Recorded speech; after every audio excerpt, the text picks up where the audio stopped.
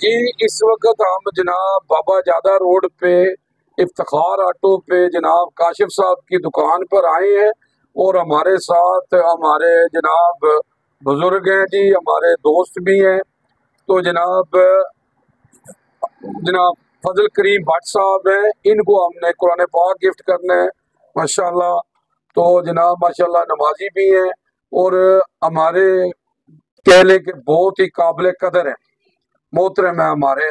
तो आज इनको हमने कुरान पाक गिफ्ट करना है। कुरान पाक एक ऐसी किताब है जो अल्लाह के यहाँ महफूज है और अल्लाह ने इसकी कसम दी है कि इसको कोई बदल नहीं सकता। अगर हम इस पर अमल करें तो हमारी जिंदगी बदल सकती है। मैं क्या बयान करूं, रसूलुल्लाह सल्लल्लाहु अलैहि वसल्लम की शान में अल्लाह ने सब कुछ नाजिल कर दिया है कुरान में। अम्मा आयशा से किसी ने पूछा आप सल्लल्लाहु अलैहि वसल्लम की सीरत क्या है, अम्मा आयशा फरमाती है कुरान कुरान। आप सल्लल्लाहु अलैहि वसल्लम फरमाते हैं कुरान पढ़ा करो, कुरान पढ़ा करो। तो उनमें से वो बेहतर है जो कुरान पढ़ता और पढ़ाता है। और इंशाअल्लाह आप सल्लल्लाहु अलैहि वसल्लम फरमाते हैं कुरान तुम्हारी क़यामत के दिन सिफारिश करेगा। अल्लाहुम्मा सल्ली अला मोहम्मद व आले मोहम्मद जी।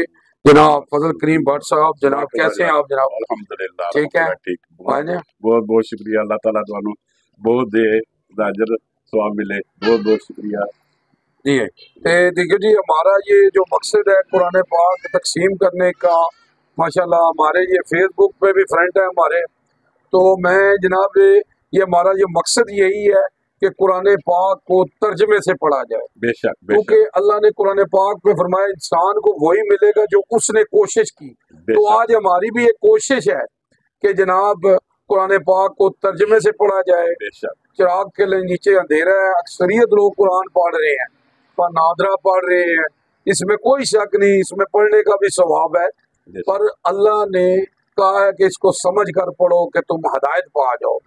तो आज हमारी हदायत इस तरह आएगी जब हम इसको समझ के पढ़ेंगे।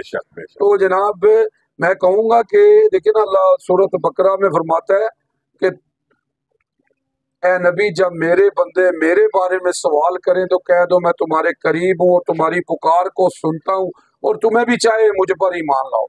तो ये हमें चाहिए जी कि हम इसको तर्जमे से पढ़े, हमें समझ आए और अल्लाह की बात हमें समझ में आ जाए और हम उसके मुताबिक हो जाएं। आमीन। हाँ जी। तो जनाब भट्ट साहब, जनाब आपने माशाल्लाह आप नमाज भी पढ़ रहे हैं, कुरान भी पढ़ रहे हैं, पर हमारे से आप ये वादा करें कि जनाब आपसे ना आज से आप ये कुरान पाक आपको दिया है वो रोजाना ना एक जो है ना एक आयत ना रोजाना आप रोज सुबह पढ़ कर समझें।